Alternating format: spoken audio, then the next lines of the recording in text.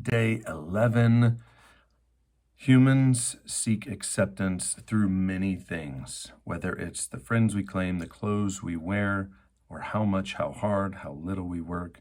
We're almost hardwired for approval, aren't we?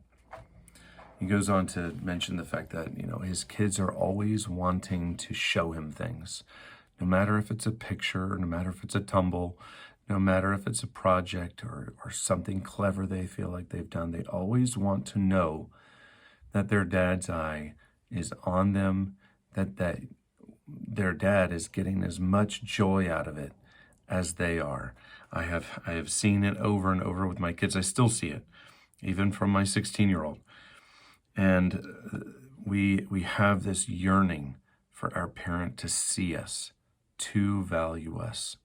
And it's an extremely felt need, especially when we're younger. And as we grow older, it does become increasingly hard for us to know how to find it in the same way that we wanted to as children. And that's why this title is On and On.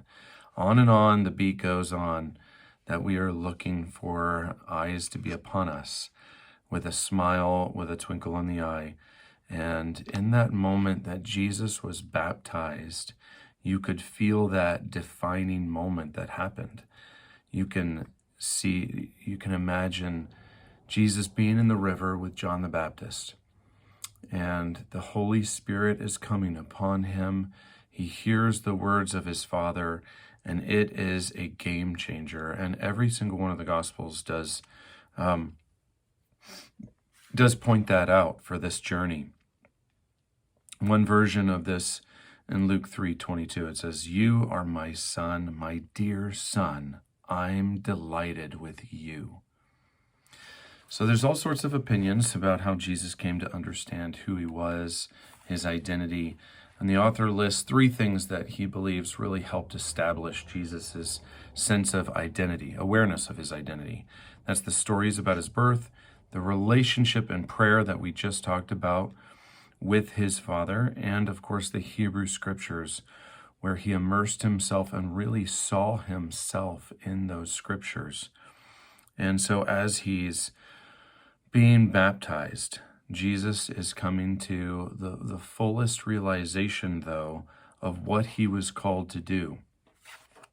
And though he is facing a temptation to find this identity in something else, as we all do, trying to find our identity in something less than the love of God, which is everything else.